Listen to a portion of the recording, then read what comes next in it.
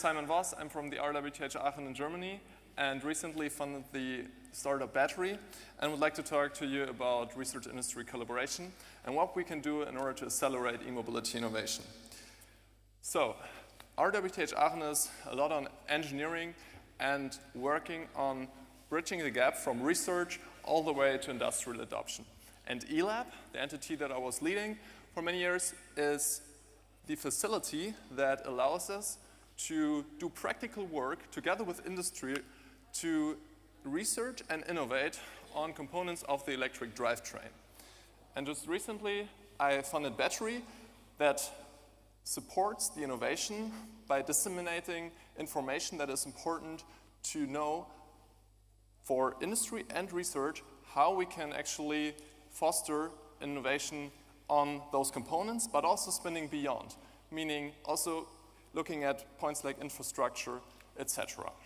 So in my talk, I would like to talk with you about, or to you about, the different areas that I find important that need to be addressed by research and industry to jointly provide solutions. And I would like to start this by talking about autonomous driving. So looking at the global landscape, we see that the US is actually pioneering in that field, followed by China and the rest of the world. And if we look at Germany, for an example, how is autonomous driving rolled out? Well, in different levels. You heard probably of level 2, 3, and 4 to 5 autonomous driving. So level 2 is assisted driving, right? When the driver deviates from the lane, then the steering wheel corrects and pushes the driver back to the lane. Highly automated driving then would be that you're still required to sit on the seat and be very patient of the traffic, but the vehicle more or less can steer itself. And then autonomous driving, as you saw earlier in those presentations, is what you really understand as full autonomy. The vehicle drives itself. The question now is why it is not adopting really fast, because Germany was talking about this 2021 when they adopted some regulations, but still we don't see any cars on the road yet. Well, I think it's because we need to change the fleet to new vehicles that are adopting those new technologies. And electric vehicles are, of course, a reasonable thing to do because they more or less are driving computers and can take those hardware on board. Let's take in Tesla, for example, that is already equipped with all the hardware needed. It's only a matter of software to enable the functionality. So what we have to work on as a conclusion is we make e-mobility and electric vehicles more affordable. Because if you look at, this is Germany again as an example, at the development and at the sales in the last years, we actually saw a decline of the sales of electric vehicles in Germany over the last 6 months. Luckily, since January, that's the green bar here, the numbers are picking up again. So we really hope that e-mobility will not fall behind and will have a strong incline in the future again. So in order to reduce the cost of an electric vehicle, we have to consider the major component, which is the battery. And battery innovation is really key. So what are the fields that battery innovation is really happening on right now? So consider the chart on your left. That's the research, the publications that are issued right now. So on the pole position here, we have the research on the battery management system. So the electronics that are telling the battery how to operate safely and with high performance. Following after battery management system is the research on the active materials, such as anodes, cathodes, electrolytes, separator, and all the other components of a battery. And this should really bring down the cost even more. If we look a little bit more on the industrial side, we see that the innovation is happening also on the battery management system, and the chart here on the right displays the patenting landscape. So how many patents are registered? Pole position again, the battery management system, and then followed by innovation on the battery pack. So meaning how we assemble the battery cells within one component, one battery, for the vehicle. And that is actually how the vehicle manufacturers distinguish themselves from another. Let's take NIO, for example. They have a swappable battery. So they have a different battery design than, for example, a VW, which builds on the unified cell. Okay? So, with this innovation, we will likely see a further decline in battery cost on cell level. Picturing in this graph here, we have the two battery chemistries that are out there right now. So one is the LFP, lithium iron phosphate chemistry, and on the other we have the NMC, so nickel, cobalt, manganese technology. And both technologies on the lithium side are actually expected to decline in the future in costs. Not by the 80% in 7 years, as was stated earlier in the talk, but still in a linear decrease. Going one step further. So we are able to reduce the cost on batteries for electric vehicles and thereby get better EV prices. But we have to keep in mind, e-mobility is not just the vehicle. E-mobility is the vehicle within an infrastructure and can only be as good as the infrastructure around it. If I cannot charge my car, the vehicle is not worth anything. So let's talk about charging infrastructure for a second. And I would like to introduce one KPI here, and that is the number of cars per charging pole. The European Commission has set out a goal that we have 10 cars per charging pole at all times in order to allow a fluent operation of the charging infrastructure. As you can see on this chart here, with purely battery electric vehicles, we are at the moment already exceeding that threshold of 10 vehicles per charging pole. And if you take plug-in hybrids into account as well, that's the the light blue bar, we see that we are already exceeding by a number of factor of 2. So we have to do our homework there, I guess. Because if we look at the overall energy density and the overall capacity of the vehicles, we see that the average energy per vehicle is even increasing. That means that the vehicles remain longer at the charging pole in the future. This may be circumvented by the higher power in DC charging in the future. So higher power means less charging time, means less time at the charging pole. But we will see how that plays out.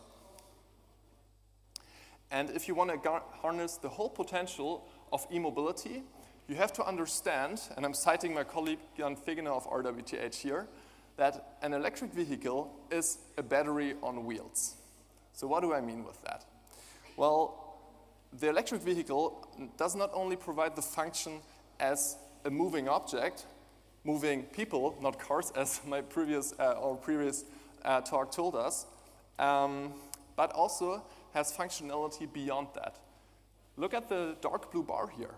That is the storage capacity of batteries in Germany within an electric car, in comparison to the overall storage capacity of stationary storage highlighted in the orange-yellow bar here.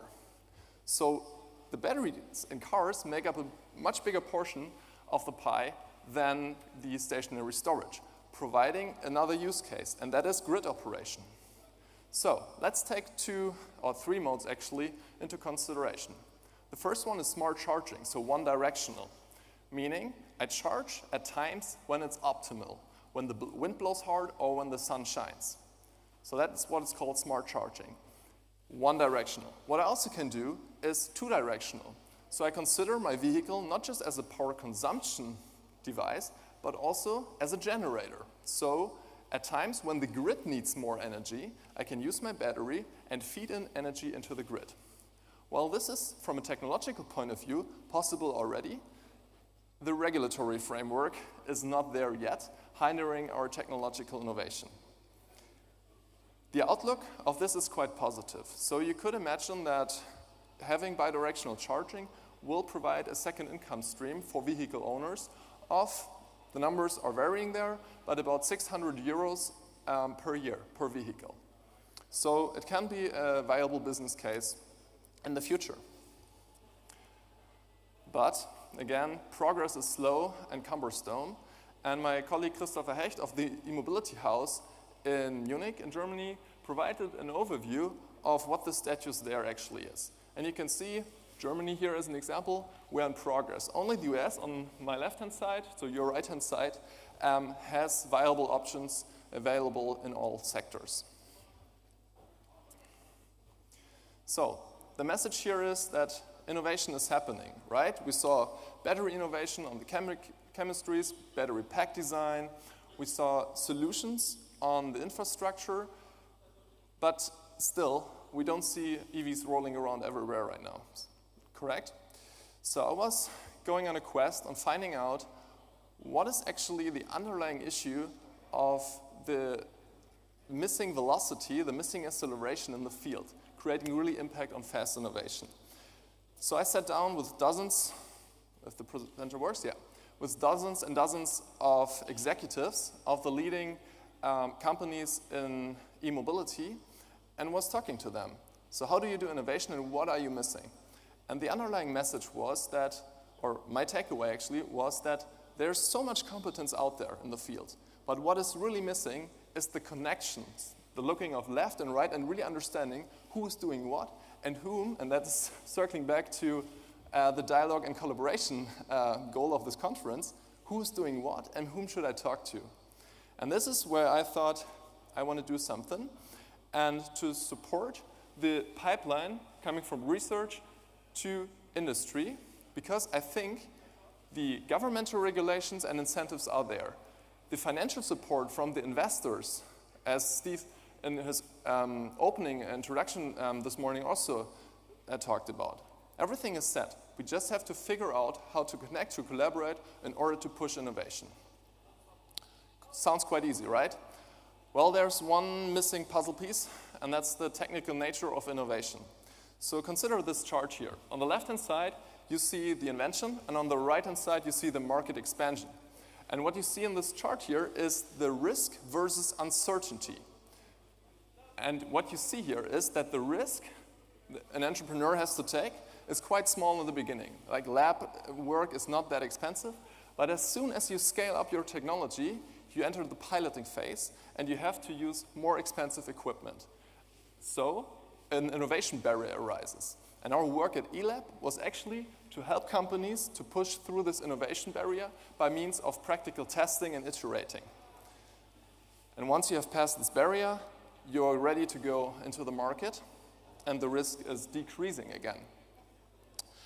So this and the realization that collaboration, in order to make it through, is key, brought me to, and I will skip this slide for time now, to fund a new startup, and that is called Battery, which stands for Battery E-Mobility, where I would like to bring, or I want to bring, the stakeholders of e-mobility together to talk about innovation and really find out how we can collaborate together and then offer our expertise on guiding those companies and stakeholders along to disseminate new innovation as well.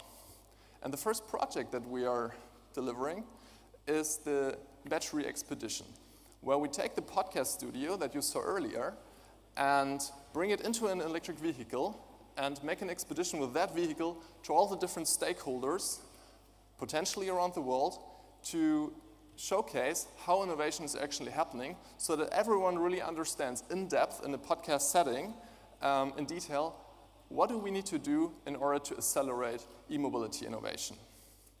So we'll stop at various conferences, and if we get many partners on board, even we'll potentially drive around the world. So I thank you very much for your attention, and let me finish with this sentence. I think we have the potential to innovate further and accelerate the innovation, but only if we systematically collaborate and if we immobilize for the better together. So thank you very much, and I'm open for questions.